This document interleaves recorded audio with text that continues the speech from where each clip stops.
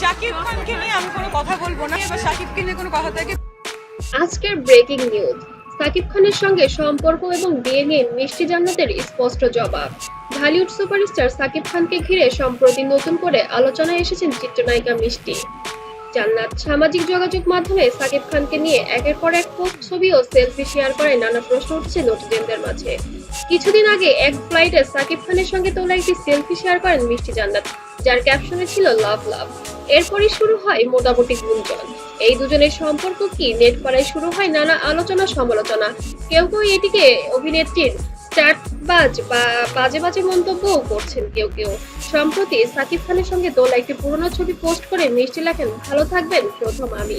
এই মন্তব্য নতুন করে প্রশ্নের জন্ম দেয় সোশ্যাল মিডিয়ায়। সাকিবের সঙ্গে তার ঘনিষ্ঠতার বিষয়টি কি? এই প্রসঙ্গে গণমাধ্যমের এক প্রশ্নের জবাবে মিষ্টি জান্নাত বলেন, আমি এসব নিয়ে কিছুই বলতে চাই না। সাকিব খানের সঙ্গে আমার কি সম্পর্ক সেটা তাকেই জিজ্ঞাসা করুন। আপনারা শাকিব খানকে জিজ্ঞাসা করবেন, তাহলে আপনারা সুন্দর you will get a good answer.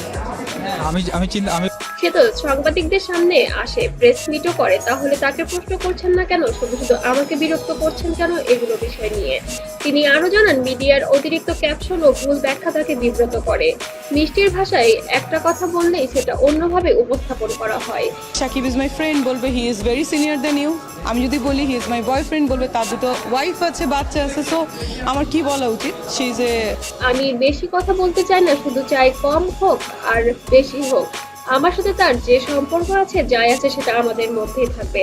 তবে সাকিব খানের তৃতীয় বিয়ের গুঞ্জনের সময় অনেকেই সন্দেহ করেছিলেন যে হয়তো মিষ্টিই সেই পাত্রী, কারণ অভিনয়ের পাশাপাশি তিনি একজন পেশাদার দন্ত চিকিৎসকও। সেই সময় মিষ্টি বলেছিল, হলেও হতে পারে, দেখা যাক। এবারও যেন একই প্রশ্ন উল্টাভাবে উত্তর দিয়েছেন মিষ্টি জান্নাত, যার কারণে গুঞ্জন যেন পাকাপোক্ত হয়ে উঠছে আবারও।